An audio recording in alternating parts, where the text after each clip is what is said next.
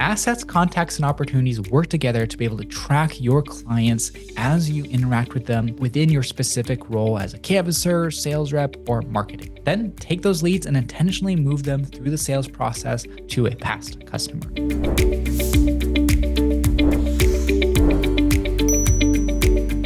Now, in this process of generating sales and closing claims, our maps is the first piece to be able to get into the right neighborhoods. And then from there, you want to go and start generating leads and creating sales, whether that is canvassers that you utilize or mailers or any other form of lead generation that you have. And then assets, contacts, and opportunities are going to start working within that generating leads and creating sales. To understand how these features work, I want to take you into a neighborhood that you're about to work. Within this neighborhood, there's 3 pieces that you want to start tracking. There's the property that potentially has storm damage. Then there is the contact who is the owner or renter or manager of that property. Then there is the sale potential for each property. Are you going to be the business that gets that deal? And as you start creating these features inside of the app, there's different fields that you could start noting. For example, asset, you can actually start documenting the shingle type or the roof age. A contact, you're starting to note the information about that client. And then an opportunity, you can start prioritizing different opportunities that you have, assigning them to different sales reps or different people within your company, and start intentionally moving them through that sales process. So how do you actually create these 3 features really quickly within the HailTrace app? Now, there's a couple ways that you can create an asset pin within the browser app. The first way is if you know the address of your client. To do this, first select the search button in the top left of the screen and find your client's address.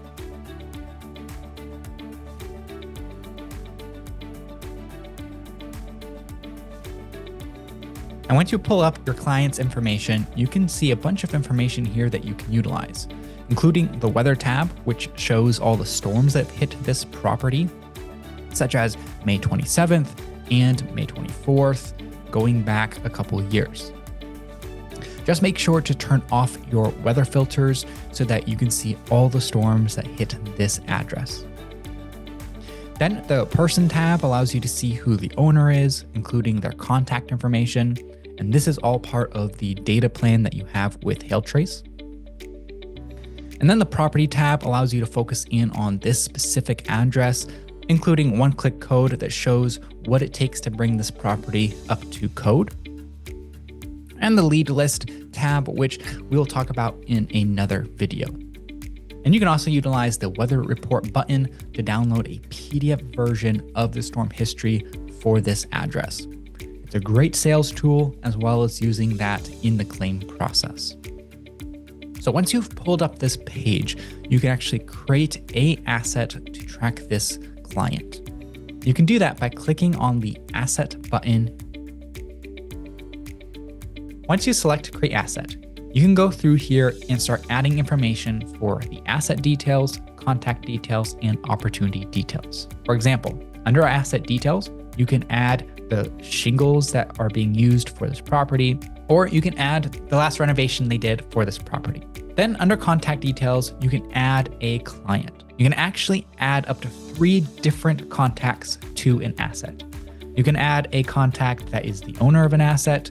You can add a second contact that is the manager, and a third that is the tenant. And you can add a contact either from your contact list that you already have, or create a whole new contact here right on the spot. So once you've filled out a contact's name, phone number, email address, you can select save. Or if you have the data plan with us, you can fill out that information here by selecting cold data.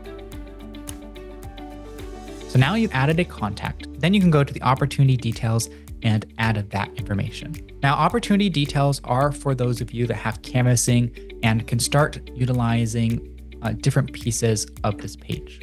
For example, you want to select your status, where in the pipeline you want to place this client. Then you can utilize some of the other fields, such as a description, to make a note about what this client is needing. You can also add a claim number, add a price for how much you think this deal will be. There's also an ability for you to prioritize this opportunity from high, medium, or low. or assign this opportunity to someone in your team. And once you've completed adding an asset, contact, and opportunity information, you can press save.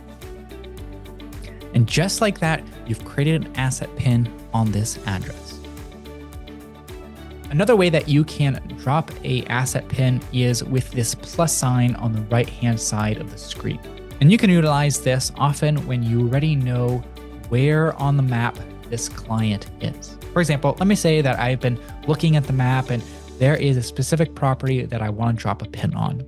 So I can just select the plus sign, select where in the opportunity pipeline this client will go. For those of you who don't have canvassing, there will just be a default button here that you would select, and then click on the property that you're wanting to drop a pin on. Once you've dropped that asset pin, you can select that asset and go to Edit Details. And from there, you can go in and start adding those asset details, contact details, and opportunity details. What is really cool about assets, contacts, and opportunities is that there's a page for each one of these features. If you go here to the bar on the left-hand side, you can select the assets. And here is just a list view of all of the assets that you've created. Or if you're an admin, you can see all of the assets created by the entire company. And there's a bunch of things that you can do here. For example, you can create an asset from this page, or you can use the filter button to look for opportunities that you want to focus in on or track what your team is doing. Then there is a contact page, allows you to focus in on the contacts that you have. For example, if you select a contact, you can see the details for that contact and see the assets that they are associated with. And then finally, there is an opportunity page. This opportunity page is your entire pipeline in one place. So you can come in here and take a look at leads, prospects, and other clients you have that you're wanting to follow up with and move through the sales process. If you want to learn more about the opportunity pipeline and how this works, go check out a video that I've created on that topic. And that is how you use assets, contacts, and opportunities to track the leads that you're creating, start intentionally moving them through the sales process, and get them as a sale.